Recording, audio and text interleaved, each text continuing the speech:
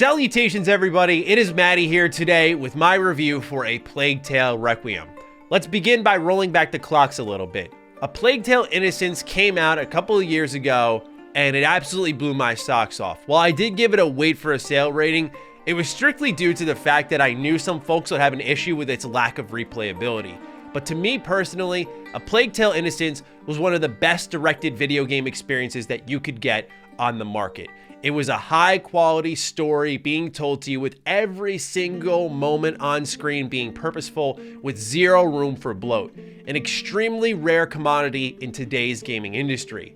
With the sequel being announced, I had a mixture of pure excitement on what would happen with a sequel turning up the notch to 10, but there was also a fear on the side of what that would mean for the heavily directed experience of the first game. Did we just have a lightning in a bottle moment? When you turn up the budget to 10, when you turn up the scale of the game to 10, do you lose what made the first game special? Well, I'm pleased to report that despite the first game being 9 to 10 hours and the second game being double that length in my personal experience, that it loses none of that charm, as A Plague Tale Requiem is another heavily directed experience that gets as close to perfection in video games as I've seen in a long while.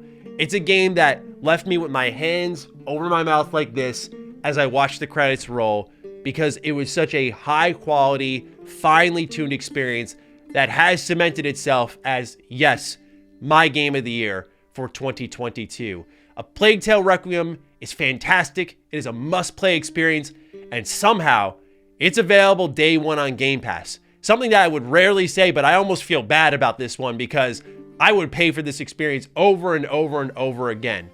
It does not waste a single fraction of your time.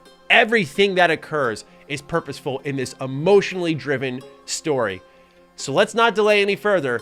I'm here to tell you why A Plague Tale Requiem is my 2022 Game of the Year and a must-play experience that you have to get on immediately. Whether it's buying it on PlayStation, downloading it on Xbox Game Pass, buying it on Xbox, buying it on PC, whatever you do, play the first game and then play this game. It is fantastic. A Plague Tale Requiem represents a developer at the top of their game. It's a mature tale about a boy plagued with an illness that is killing both him and allowing him to control the rats that surround him. And who could forget dear Rat Boy? Rat Boy, I resent that. That very illness forces Hugo, the kid who's sick, alongside Amicia, his older sister, to grow up much quicker than they ever should need to. Given that they are literally the epicenter of this disease, they risk bringing the rats to everyone as they also seek help. In this dark, calloused and brooding time period, that kind of help becomes tough to find. As the rats continue to chomp up more and more people, these two begin blaming themselves, thus opening up an avenue for the player to give them sympathy. Amicia herself has a new slew of tools at her belt, and while it isn't easier for her, she's ready to kill beyond the trusty rock sling in the beginning of the first game. With that in mind, it wraps back to my earlier point regarding some sympathy. Do these characters truly deserve it?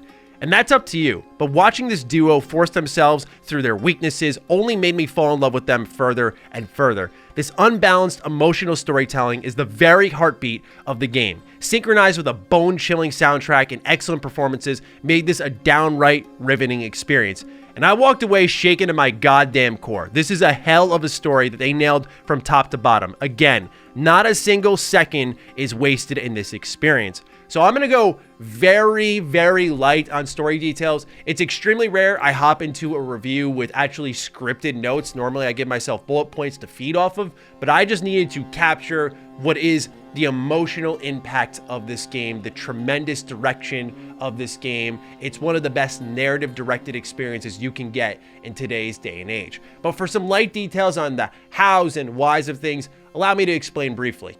So you're playing as Amicia, the older sister of Hugo. Hugo was sick in the first game, but you think maybe that's a thing of the past. You're enjoying a time of peace, and perhaps we can put that all away and just enjoy life as two normal kids. And because this is a younger cast, that's what grew my sympathy. These are kids stuck in a really awful situation and just trying to fight through it and live their life like any kid wants to.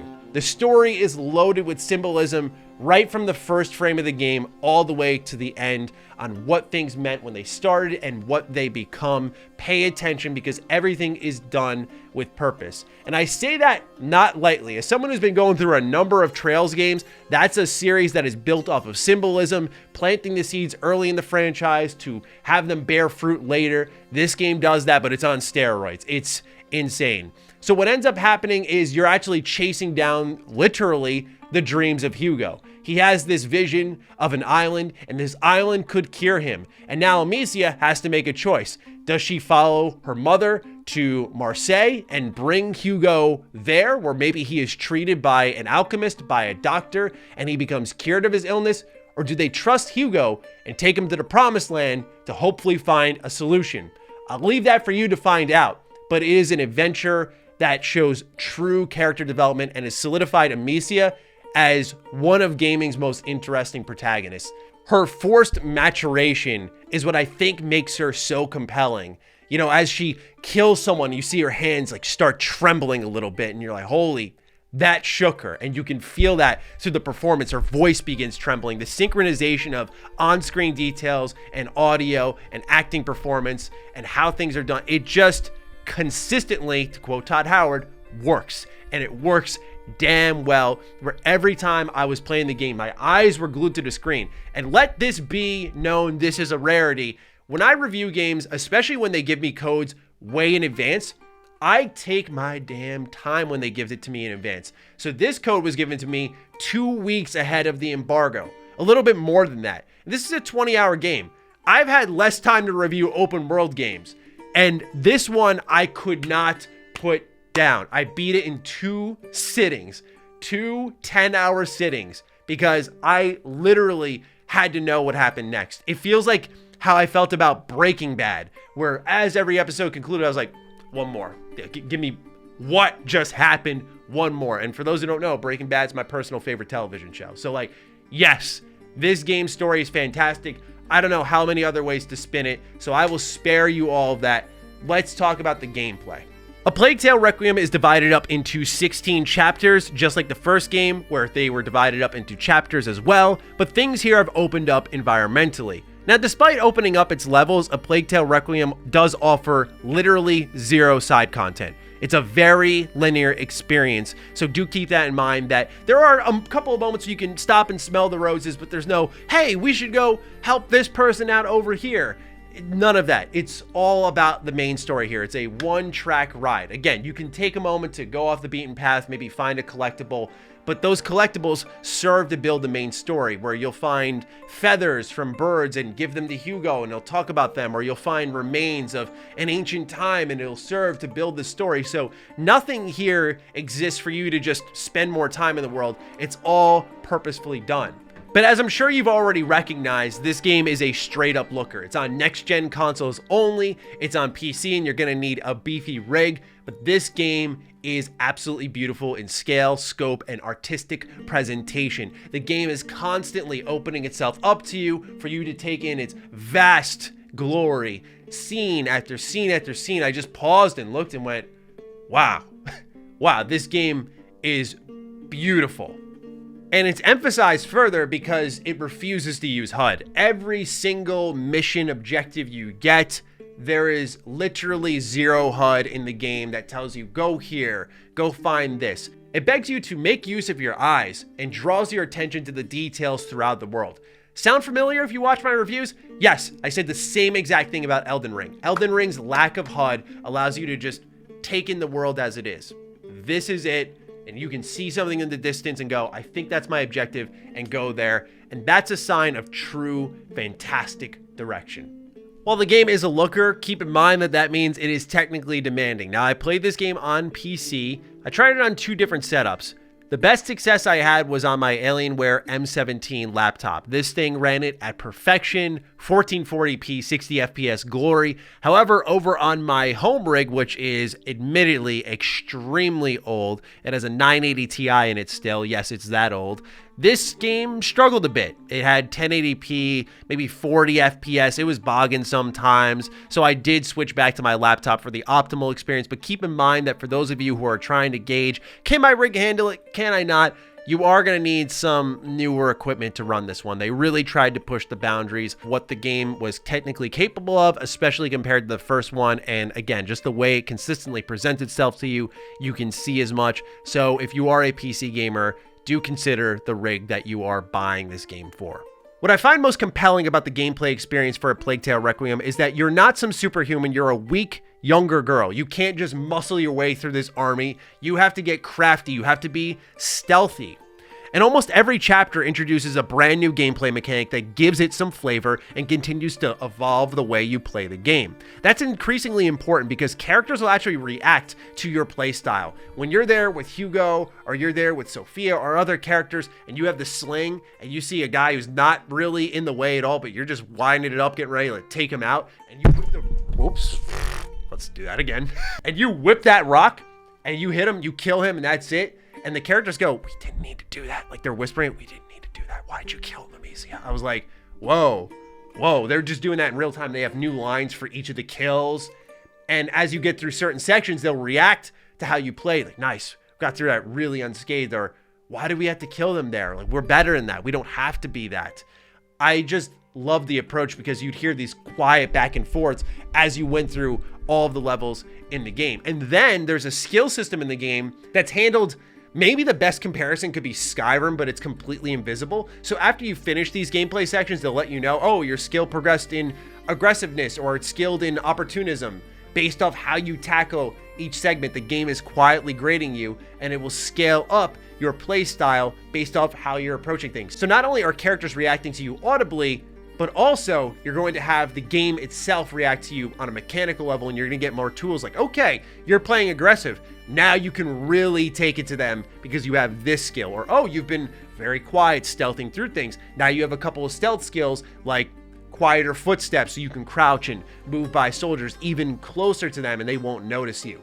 That is that beautiful synchronization between narrative and gameplay that I live for, man.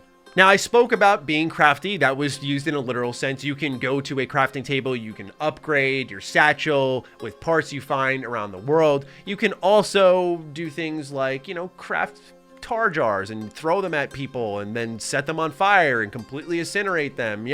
It's awesome, just the combinations that you can do to take enemies down. However, it does bring up probably my biggest complaint about the game, which is that I feel the tool set is still, unfortunately, very one-dimensional. So there will be times in the game where you're stealthing around, you're behind an enemy, and I want to just take the shiv I have and stab them. But the shivs, much like something such as The Last of Us, are limited.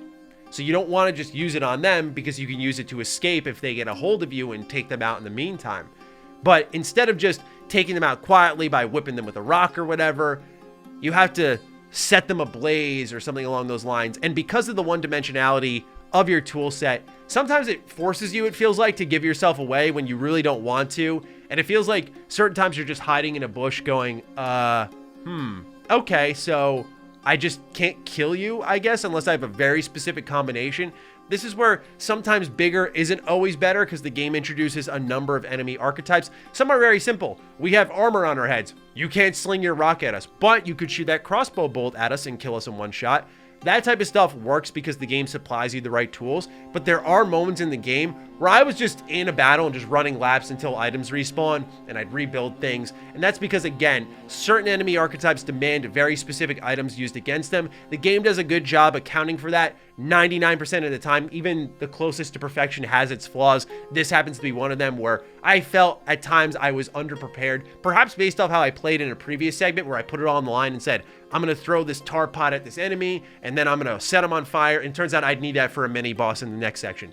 That can be a little bit frustrating, but otherwise I had an incredible time with this game and it didn't take much away from the overall experience. On the note of new mechanics, I again don't want to ruin anything for anyone out there, but these mechanics allow more crafting options and even to the point where you can control rats and really open up the stealth experience in a new way, controlling swarms of enemies and having them do your dirty work for you.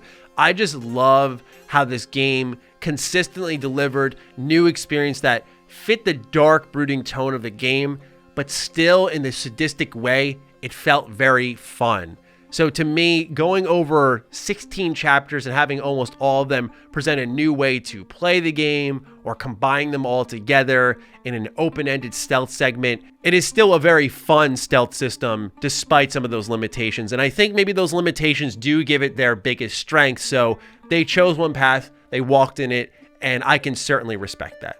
But it's funny, I'm this deep into the review, and perhaps I have not spoken about the most defining quality of the stealth experience in A Plague Tale Requiem that was started in A Plague Tale Innocence and really gave it its identity, which is the manipulation of lights to navigate the rat-ridden levels. Mix that with humans who have the variety of archetypes I talked about, and you have an undeniably unique approach to stealth gameplay that no other game can say they do, where sometimes your best, most safe spot is in the light.